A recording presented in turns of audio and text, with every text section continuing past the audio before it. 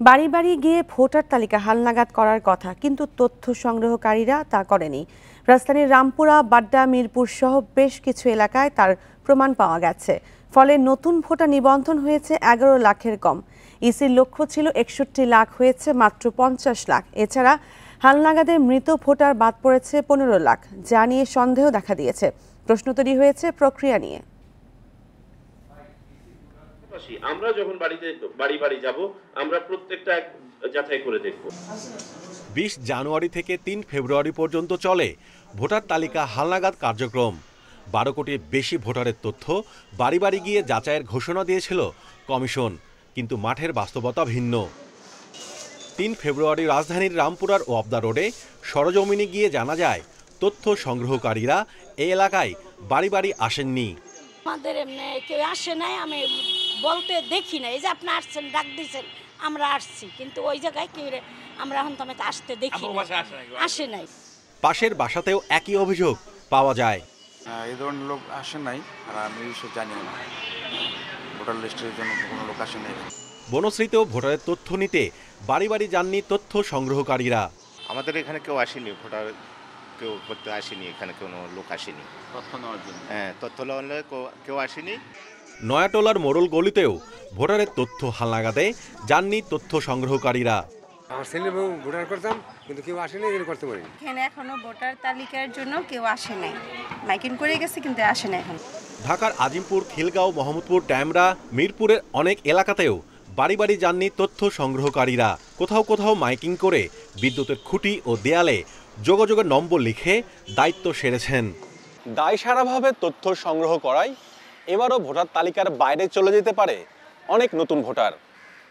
অন্যদিকে হালনাগাদ কার্যক্রমে মৃত ভোটারদের সঠিকভাবে বাদ না দেয়ায় ভোটার তালিকা কতটা নির্ভুলভাবে হচ্ছে সেই প্রশ্ন থেকে যায়। 2022 সালে তালিকা হালনাগাদের সময় 22 লাখের বেশি মৃত ভোটার বাদ যায়, অথচ 2 বছর পর পাওয়া গেছে 15 লাখ মৃত ভোটার। ভোটার লিস্ট ঠিক মতন করা হচ্ছে একটা নির্বাচনের সবচেয়ে প্রথম ধাপ। যদি আমাদের একটা এলাকায় 100 জনের মধ্যে 15 জনও যদি না আসে, আমি বলবো যে সেই এলাকায় সম্পূর্ণ ভোটটাই ত্রুটিপূর্ণ হয়ে রয়ে গেল। নির্বাচন কমিশন বলছে ভোটার তালিকা হালনাগাদ কার্যক্রমে সব অভিযোগ খতিয়ে দেখা হবে। এবারের যে অভিজ্ঞতাটা, সেটা যেন আমরা পরের বারের অভিজ্ঞতায় যেন এটাকে ক্যাপিটালাইজ করতে পারি, to compensate, to overcome the problems. এটা আমরা definitely, this is a lesson. এবছর কমিশনের লক্ষ্য ছিল 61 লাখ নতুন ভোটার নিবন্ধন করা, সেখানে হয়েছে প্রায় 50 লাখ।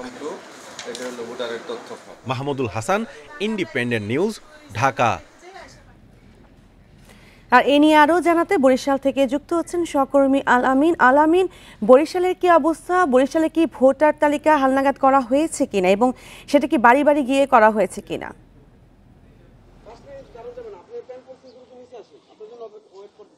জি, ভোটার তালিকা হালনাগাদের যে কার্যক্রম শুরু হয়েছিল, সেই কার্যক্রমে আমরা যেটি দেখেছিলাম যে আসলে শুরু থেকে বেশ সরগরমভাবেই কিন্তু আসলে বাড়ি বাড়ি গিয়ে ভোটার তালিকা হালনাগাদ কার্যক্রম শুরু হয়।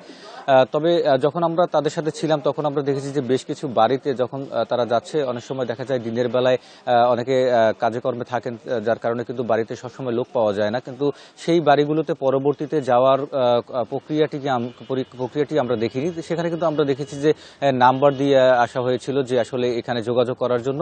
এইভাবে কিন্তু আসলে বরিশাল নগরীর যে বিভিন্ন এলাকায় আমরা দেখেছি যে বাড়ি বাড়ি গিয়ে ভোটার তালিকা হালনাগাদ কার্যক্রমের পরিচালনা করছিলেন স্থানীয় যে স্কুলগুলো রয়েছে, সেখানে শিক্ষকদের কিন্তু এর আওতায় আনা হয়েছিল, এবং প্রায় 1200 কর্মীকে কিন্তু আসলে এই প্রশিক্ষণ দিয়ে এই ভোটার তালিকা হালনাগাদ কার্যক্রমে যুক্ত করা হয়েছিল, এবং তারা কিন্তু ভোটার তালিকা হালনাগাদের জন্য বাড়ি বাড়ি গিয়েছিলেন। এবং সেখানে আমরা দেখেছি যে তারা যখন কোনো লোককে পাননি, তখন কিন্তু সেই বাড়ির সামনে কিন্তু নাম্বার দিয়ে এসেছিলেন যে আসলে তাদের সাথে যোগাযোগ করার জন্য। এবং বরিশাল নগরী জুড়ে কিন্তু মাইকিং করা হয়েছিল যে ভোটার তালিকা হালনাগাদ করা এবং নতুন ভোটার তালিকা যুক্ত করা। এবং নতুন ভোটার তালিকা যুক্ত করার ক্ষেত্রে আমরা যে সমস্যাটি আসলে দেখেছি যে অনেকেরই কিন্তু আসলে জন্ম নিবন্ধনে যে নাম রয়েছে বা ইংরেজিতে যে নামগুলো রয়েছে এবং সার্টিফিকেটে যে নামগুলো রয়েছে যেগুলো যাচাই বাছাইয়ের মাধ্যমে কিন্তু নতুন ভোটার তালিকা করা হচ্ছিল সেইগুলোকে কিন্তু আসলে কিছুটা সমস্যা হওয়ার কারণে কিন্তু অনেক ক্ষেত্রেই অনেকে ভোটার হতে পারেনি, অনেকের কাগজপত্র কিন্তু আসলে সঠিক না থাকার কারণে কিন্তু আসলে তারা কোন নামটি দেবেন এবং কোন নামটি ব্যবহার করবেন সেই বিষয়টি নিয়ে কিন্তু তাদের মধ্যে একটি সন্দেহ ছিল এবং সেটি কিন্তু আসলে পরবর্তীতে তারা যোগাযোগ করার জন্য যে প্রশিক্ষণরত যারা রয়েছেন তারা কিন্তু আসলে তাদের ফোন নাম্বার দিয়ে এসেছিলেন এবং তারা বলেছিলেন যে আসলে যে নামটি তারা যুক্ত করতে চান পরবর্তী সময় যাতে তাদের ভোটার তালিকায় নামটি ভুল না হয় এবং নামের যে স্ক্রিনটি রয়েছে সেটি যাতে ভুল না হয় সেই বিষয়টি নজরে রাখার জন্য কিন্তু আসলে তারা সেটি দেখেছিলেন। এবং মৃত ব্যক্তির ক্ষেত্রে মৃত ব্যক্তির যে ভোটার হালনাগাদ যেটি হচ্ছে যে তাদেরকে বাতিল করা, সেক্ষেত্রে কিন্তু আমরা দেখেছি যে তাদের যে মৃত্যুবরণের যে সনদগুলো সেগুলো কিন্তু আসলে যাচাই বাছাই করা হচ্ছিল। বরিশালের যে এখন পর্যন্ত যে অবস্থাটি আমরা দেখেছি এখন পর্যন্ত কিন্তু কেউ আমাদের এই ধরনের অভিযোগ আসেনি যে আসলে তারা ভোটার তালিকা করতে পারেনি বা তাদের বাড়ি বাড়ি যাননি, এই ধরনের কোনো অভিযোগ আমরা পাইনি। তবে আমরা দেখেছি যে যারা ভোটার তালিকা হালনাগাদ করছেন তারা কিন্তু আসলে নির্দিষ্ট একটি স্থান বলে দিচ্ছেন এবং সেখানে কিন্তু তারা যারা ভোটার হতে যাচ্ছেন বা ভোটার তালিকা হালনাগাদ করতে যাচ্ছেন তারা কিন্তু ভিড় জমাচ্ছেন। তো এই ছিল আমার কাছে বরিশাল থেকে। ভোটার তালিকা হালনাগাদ নিয়ে জানাচ্ছিলেন সহকর্মী আল আমিন।